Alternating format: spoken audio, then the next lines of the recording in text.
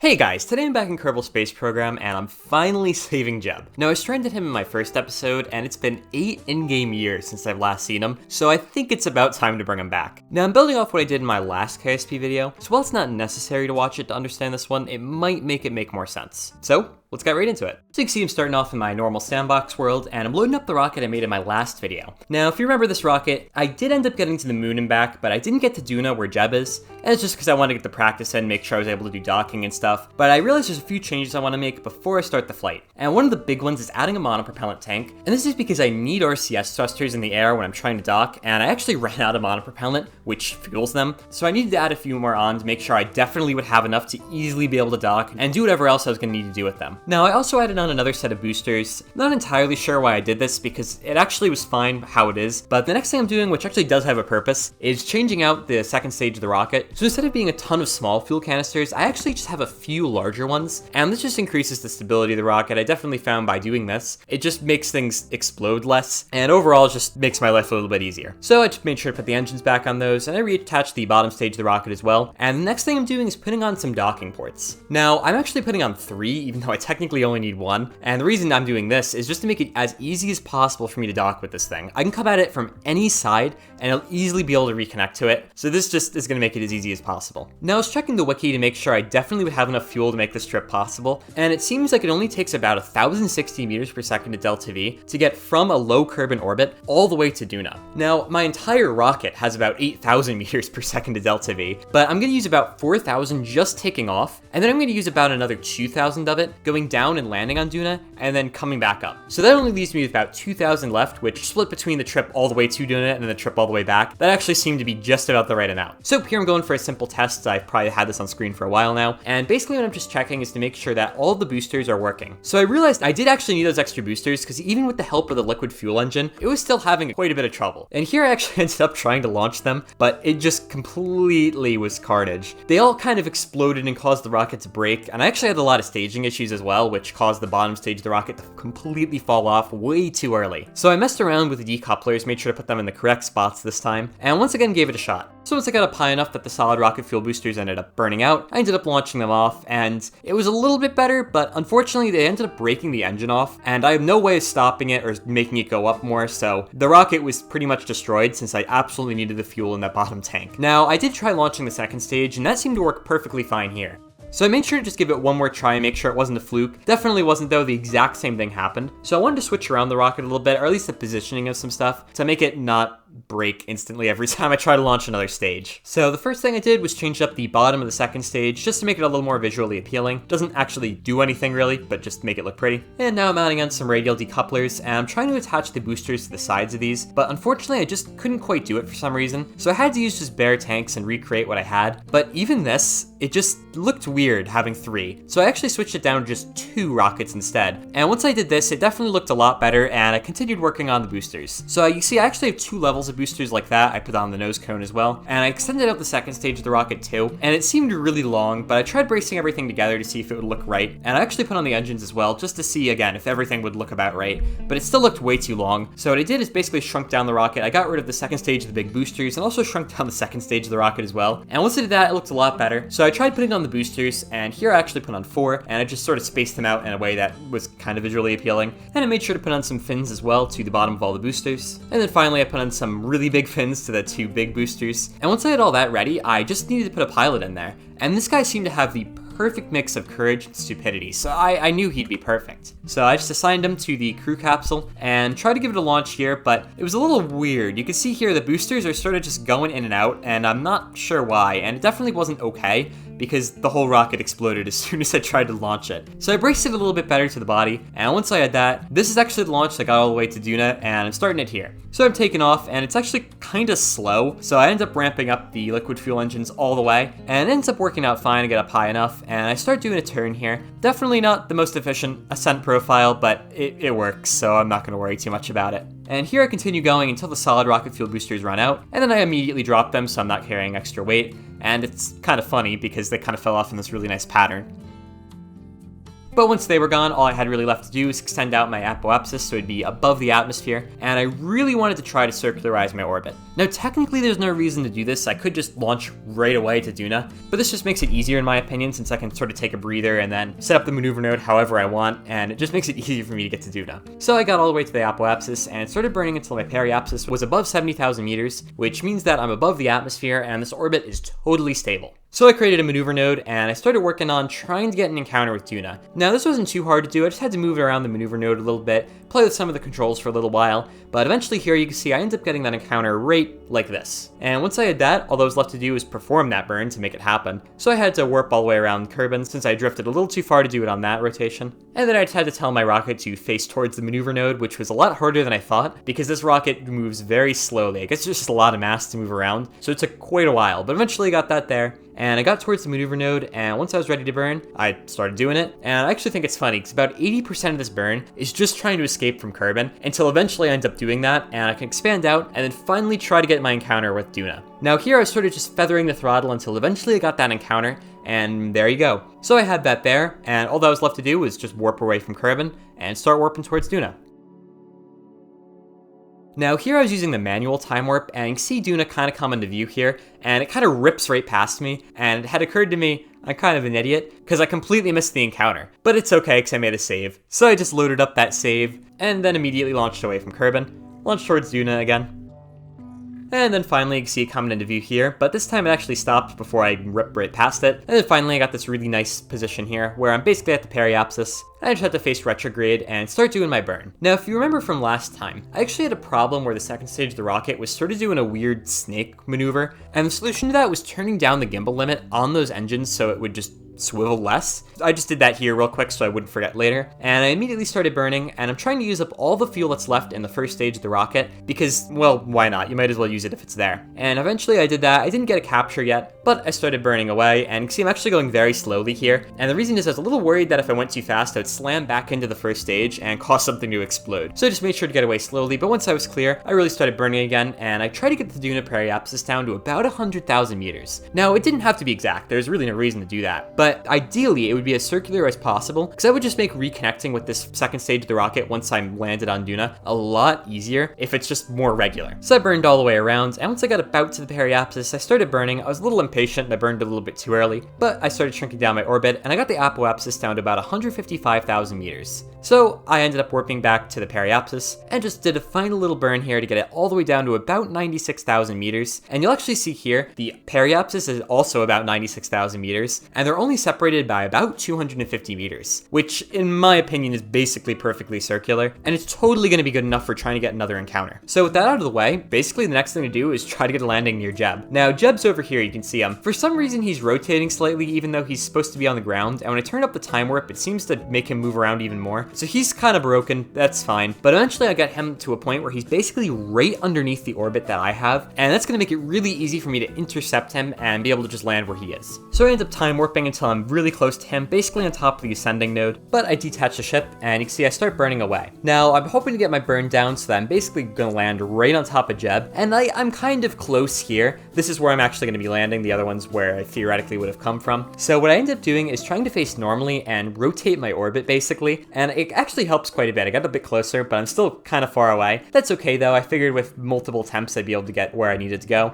In this test, what I'm really going for is just to see how easy it is to land, and I'm hoping it's not going to be a really big problem, or I'm not going to have to burn my engine too much. So I just continue to fall here, and once I get down to about 15,000 meters, I noticed I was starting to tilt, so I did sort of an emergency burn at the last second to hopefully get my rocket to stop falling so fast, but it was a little too late, and I was still falling about at 400 meters per second, and I was a little worried the parachutes weren't going to deploy, but here they ended up deploying anyway, and it slowed me down a ton to the point where basically I hit the ground at like 30 meters per second or something. That's totally not dangerous. Now I landed sideways, I'll fix that in the future, but for now I wanted to see how close I was, and I was 13.6 kilometers away. That was pretty far, so I wanted to give it another attempt and get my blue line to be right on top of Jeb. I figured if I did that, I must be like 0.1 kilometers away or something. I was kind of thinking as long as I was about a kilometer away, and definitely less than 2 kilometers away, I would be close enough that it wouldn't really be that far for Jeb to walk.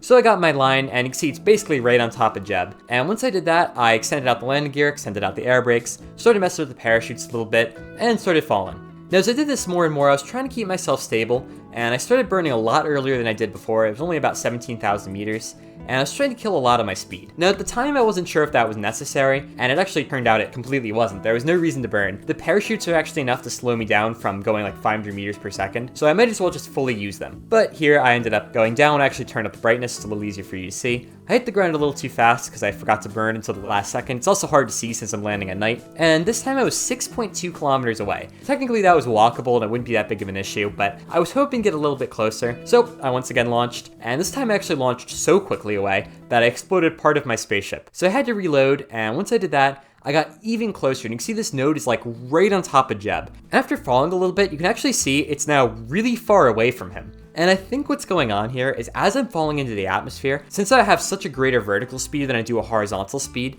I'm sort of getting slowed down, and in that case, I'm sort of just drifting away. And that's why when I tried to land here, you can actually see I ended up being 6.3 kilometers away, which wasn't really that much of an improvement over last time. So what I was gonna need to do is try to get my blue line to be right in front of Jeb like this, so that as I drift, I end up drifting basically right on top of him. But that didn't really work out. In fact, here you can see I actually drifted to the side while I was trying to land. I'll address that in a second, how I fixed that. But I ended up only being 5.2 kilometers away. So really what ended up happening was I just needed that blue line to be really far in front of Jeb, because it seemed like this drifting effect was really pronounced. So once again, I started falling down and I launched all my parachutes, and this time I'm turning on the RCS thrusters. Now this is going to keep me from at the last second drifting to the sides, because what it allows me to do is do this final burn here without my rocket tipping away, because I need to be falling straight up and down. If I have any horizontal speed as I'm doing this final burn, I'm basically just done. And in fact, this burn you can actually see, I was pretty much just straight up and down. It was fine, right up until I turned off the RCS thrusters. It seems like I needed them to be able to stay upright. Now, if I landed on a flat surface, that wouldn't be an issue, but in this case it was. Fortunately, I was only 1.7 kilometers away on this try, which was actually pretty good. So I tried a whole bunch of other things to see what would improve my descents and stuff like that. Didn't really improve things all that much until eventually I got this attempt where it was sort of just like the others. I fell over, but you can see I'm only 400 meters away from where I wanted to go. I was surprised I got that close. It ended up being luck more than anything. But here I'm actually going for this final descent. I kind of dialed it all in, figured out what I needed to do, and I'm going to show you the whole thing here. So as I launch my rocket, you can see I launched away the second stage. I'll be rejoining that soon enough, and I started doing my burn. Now I wanted that blue line to be quite a bit in front of Jeb, and you can see here I actually dialed it in quite a bit. It ended up being about that far in front, got me to be at least relative to the north and south pole, right on top of him. And before I forgot, I extended out my landing gear, extended out the aero brakes, and started to fall. Now as I fell more and more, basically nothing was happening for a while, and you can see here my new strategy is actually not to burn in the atmosphere at all. I'm just letting myself fall kind of normally until the parachutes can deploy, since it seems like they can pretty much just slow me down all the way, so there's really no point in doing anything else. You can see here at about 3,000 meters, what I'm doing is actually burning a little bit, and I'm not trying to kill too much of my vertical speed, but instead I'm trying to kill my horizontal speed, because I'm drifting a little bit, and I was a little bit worried when I hit the ground, it would cause me to tip over, so I just killed that, and here going for the final fall, I ended up getting that here, and I get the nice touchdown. Now, I'm leaving the RCS thrusters on, and this is keeping me upright right now. I'm kind of abusing the game a little bit right now, because what I'm doing is going to the tracking station, and when you do that, it doesn't use any of the RCS fuel, so I can leave those thrusters on as long as I want, as long as I'm not, like, loading in the rocket at all. And I switched to Jeb. I actually had him in the same spot I did when I took the thumbnail of that one video, and I'm using his jetpack to try to get all the way to the rocket. Now, I'm kind of an idiot, and I sort of had him going too fast, and he slammed into the ground.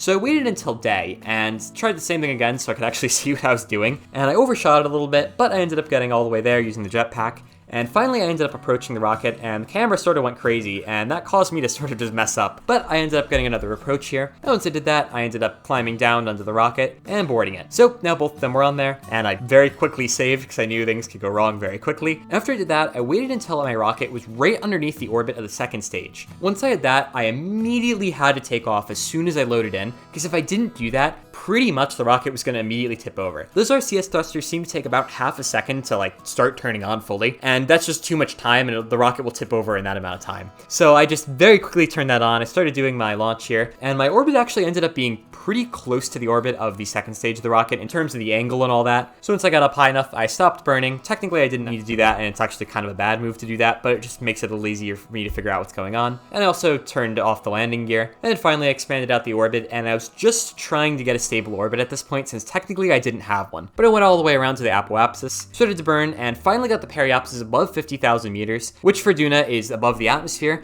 so I have a totally stable orbit. So I quickly made a community post, and once I did that, I tried to do another burn to get my orbit to be on the exact same plane as the orbit of the second stage. This is really where I'm trying to reconnect the rockets, and it's a little bit tricky to do this, especially when I really don't know what I'm doing. So I'm just trying to get them as close as they possibly can be. I could sort of get them incrementally closer and closer until eventually they're basically just touching. Now here you see I end up getting my apoapsis all the way to 96,000 meters, which is 200 meters away from the second stage, and I was just waiting for a good encounter, and here I got that. It was 6.8 kilometers away. So at this point, I could just kind of mess around with the controls a bit to get it even closer. First thing I did was burn anti-normally, and once I did this, I got it down to about 5.2 kilometers or 5.1 kilometers. And that got me really close. And once I started burning retrograde, I got all the way down to like 1.1 kilometers, which at that point, I don't know if it was gonna render in, but it was close enough I figured I could sort of just mess around and eventually get there. So I time warped where they're gonna be close to each other, and you can see the two of them in sight there. Now they're only 1.2 kilometers away. So I started doing a burn towards the second stage of the rocket, and this got me a separation of about 0.6 kilometers, I think, which is definitely getting closer. And all I had left to do was pretty much just wait until it was about 600 meters away. Once it was there, I could actually start to see it loading in a little bit, and I started to burn retrograde to kill a bunch of my speed. And once I did that, once again, I faced towards the target and started burning. And you can see here, it's actually registering 0.0 kilometers of separation. So they're basically gonna be right on top of each other. And all I had left to do was wait, but I was getting very impatient, and for some reason, I forgot that I could actually increase time a little bit. So I just sort of waited through this entire thing. And eventually here I got them so close together that basically all I have to left to do is close the gap. And that's what the RCS thrusters are meant to do. They give me a ton of control over the rocket. I can turn it however I want. And the idea is I could just use them to basically steer my rocket all the way over to the second stage. And this took a bunch of tries, but eventually I got the rockets to not bounce off each other. And the docking ports were basically touching. And with a little bit of coercion, they finally touched and they docked. Now the rockets are sort of connected in a really stupid way. I was sort of hoping I'd be able to burn and that it wouldn't cause any problems, but that was definitely weird. So really all that was left to do was try to get an encounter window with Kerbin, and I had to wait for that pretty much. So I just sped up time in the tracking center until eventually I got that here. And then finally I made a maneuver node that I'd be able to use to try to get an encounter with Kerbin. So I messed with this for quite a while. I think it was almost 5 minutes trying to get it as good as I could and use as little fuel as I could. And eventually I got it here, I got my encounter. And once I did that, I just sort of had to wait until I got to the other side of Duna so I'd be able to do the burn. I made sure to tilt myself in the right direction since it still takes a while to do that. And once again, warped until I was really close to the maneuver node and started to do my burn. Now in this quick burn here, you can see it wasn't totally unstable. So I was hoping once I full sent it, it wouldn't be a problem. And it was a little rough, but the rockets seemed to be okay. And I did actually get the encounter here. Apparently I was gonna have a separation. I didn't show it. It was gonna be like 11 million meters. All I had left to do was pretty much just warp away from Duna and start going towards Kerbin. So I waited, and eventually here you could actually see Kerbin coming into view. And I warped all the way to the periapsis, and now I'm transferring the fuel from the big rocket into the small one. Now, the reason for this is that the small rocket can burn the fuel much more efficiently. Since I'm moving much less mass, I can accelerate much more with the same amount of fuel. But I still had a little bit of fuel left over in the big rocket, and I wanted to burn it. But now that I had moved so much fuel to the front of the rocket, it was incredibly unstable, so I had to burn this at like the smallest possible speed I possibly could. And it took like 5 minutes to do the entire burn. And finally I did it. I burned all the fuel left in the tanks, and once I did that, I immediately detached because that was a really annoying experience, and I started to burn away. Once I did that, I managed to get fully captured by just burning with the small rocket until I got my orbit right down to 70,000 meters. And actually I did a lot of aero braking here, and eventually I got the orbit down on periapsis to be 59,000 meters, and the apoapsis to be 701,000. So I still had about 1.8 kilometers per second to delta V, and that's definitely enough to land. So I just started to do that landing procedure now. I would have landed at the Kerbal Space Center, but I was actually orbiting in the opposite direction that would have made that convenient. So I just sort of left it as it was. And for now, I was just going to try to land on land and not the water like I usually do. And I ended up focusing on the desert here. So after extending out the landing gear, extending out the aero brakes, I started to do a burn because I really didn't want to hit the thick parts of the atmosphere at 2 kilometers per second. That may have caused me to die. So I just continuously burned more and more until eventually I got my speed down to 1.5 kilometers per second, but it was still a little too fast. So slowed down to about 1 kilometer per second. I felt comfortable enough there just leaving it be. And I kind of had to feel comfortable anyway because I had no fuel left, so I had no way of slowing down. So either it was going to work or it wasn't going to work. And unfortunately, all the parachutes ended up deploying. flying, and once that happened, my speed went down so much that it was pretty much just an instant win, and I started falling. Now I had 6 parachutes for the small rocket, which was definitely overkill, so I actually cut all the bottom ones since it was just absolutely way too much, and it also allowed me to spin the rocket around so I could land on the landing gear instead of the crew capsule, which probably wasn't necessary, but I was a little worried if I landed on the crew capsule, Jeb would like explode, which, you know, I don't really want to do. And I touched down like this. I probably could have used the RCS thrusters to keep this thing facing straight up and down, but there's pretty much no point since I'm already out of fuel, so I might as well just let it fall like this. Now while I'm doing the outro here, I'm going to use one of the stock planes of the game to fly to Jeb, and I'm going to have him and his friend board this plane, and have the plane land at the Kerbal Space Center so I can deliver him back. So guys, thanks for watching. This video definitely took a ton of prep between the 2 episodes I had, especially since I've literally never done docking until the last episode. There's a lot of work to learn everything, but I'm glad I ended up rescuing Jeb, and I think it'd be a lot of fun in the future for me to start a lot of Kerbals on weird rockets and have to rescue them. So if you want to see more content like this, make sure to subscribe. If you have any questions or comments, feel free to ask below. And otherwise, until next time.